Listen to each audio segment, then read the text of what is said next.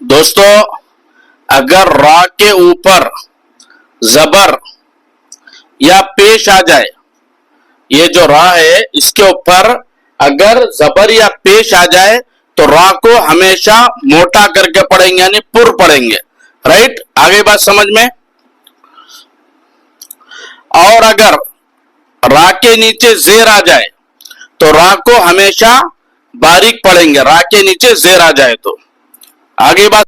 اب دوسری بات بچوں، یہ ہے را ساکن. یہ ہے را ساکن. تو را ساکن سے پہلے زبر یا پیش آ جائے تو را ہمیشہ موٹی پڑھی جائے گی. را کیسی پڑھی جائے گی؟ را ساکن سے پہلے زبر یا پیش آ جائے تو را ہمیشہ موٹی پڑھی جائے گی. ٹھیک ہے؟ اور اگر را ساکن سے پہلے زیر آ جائے تو را ساکن کے باریک ہونے کی 3 شرطیں ہیں. اور اگر را ساکن سے پہلے زیر آ جائے تو را ساکن کے باریک ہونے کی ہیں.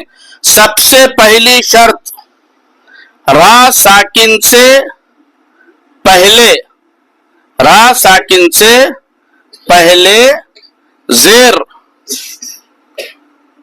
اسی کلمے میں ہو، اسی کلمے میں ہو. اب اس کی مثال کیا ہے؟ را ساکن سے پہلے زیر اسی کلمے میں ہو تو را کو باریک پڑھیں گے. اس کی مثال کیا ہے؟ فرعون. فر، رائٹ؟ فرعون. را ساکن سے پہلے زیر اسی کلمے میں، را ساکن سے پہلے زیر اسی کلمے میں ہے، اس لیے فرعون پڑھیں گے. مثال ہے فرعون. اب آپ کو مثال لکھتا ہوں میں یہاں پر دوسرے کلمے میں زیر ہونے کی، جیسے ربر. Rubber, rubber جعونی. یہ ہے ربر جعونی. تو یہاں پر زیر ہے، را ساکن سے پہلے زیر ہے، لیکن زیر دوسرے کلمے میں ہے. کیوں؟ تو یہ ایک کلمہ ہو گیا، یہ ایک کلمہ ہو گیا. اس وجہ سے یہاں پر را ساکن سے پہلے زیر ہے لیکن دوسرے کلمے میں ہے، اس وجہ سے یہاں پر را کو موٹا یعنی پر کر کے پڑھیں گے. ربر نہیں پڑھیں گے بلکہ ربر، بر موٹا کر کے پڑھیں گے. سمجھ گئے؟ لیکن اوپر جو آیا اسی کلمے میں زیر ہو، فرعون. تو یہ کیا ہے؟ را ساکن سے پہلے زیر اصلی ہو، عارضی نہ ہو. تو اس کی مثال دیکھیے بچوں، یہ دیکھو مثال کیا ہے. مثال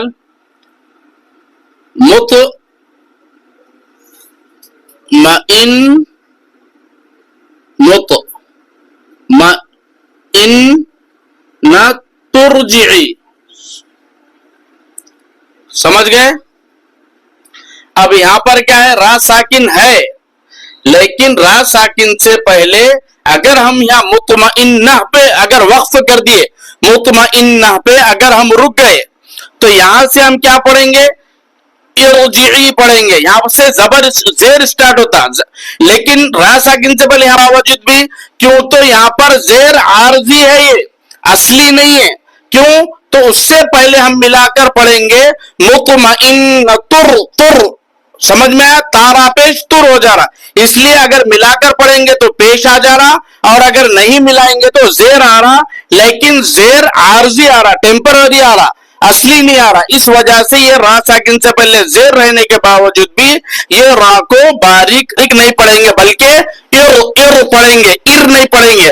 اور مطمئن تر پڑھیں گے. کیوں؟ تو را ساکن سے پہلے پیش آ رہا، اور اگر ہم یہاں وقف کر دیں مطمئنہ پہ تو یہاں پر ارجعی سے چالو ہوتا، لیکن جو میں ابھی ارجعی پڑھا یہ نہیں پڑھیں گے بلکہ ارجعی پڑھیں گے. کیوں پڑھیں گے را کو موٹا کر کے؟ کیوں؟ تو یہ جو زیر ہے حمزہ کے نیچے یہ عارضی ہے، ملا کے پڑھیں گے تو تر ہو رہا. دیکھو یہ تیسری شرط ہے، را ساکن کے بعد حروف مستعلیہ اسی کلمے میں نہ ہو. اگر را ساکن کے بعد حروف مستعلیہ اسی کلمے میں نہ ہو تو را کو کیسا پڑھیں گے؟ बारीक नहीं पढ़ेंगे बल्कि मोटा पढ़ेंगे। जैसे उसकी मिसाल ये देखिए, अभी तो फिर पढ़ेंगे क्यों, तो रा साकिन से पहले जेर है फिर, लेकिन आगे क्या आ जा रहा, हुरूफे मुस्तालिया में से कौफ आ जा रहा। क्या आ जा रहा, कौफ। तो यहां पर हुरूफे मुस्तालिया उसी कलीमे में है, इस वजह से इस रा साकिन से पहले जेर होने के बावजूद भी यहां पर रा को फिर नहीं पढ़ेंगे बल्कि फिर मोटा करके पढ़ेंगे। क्यों मोटा करेंगे, क्यों तो हुरूफे मुस्तालिया में से कौफ उसी कलीमे में आ रहा है।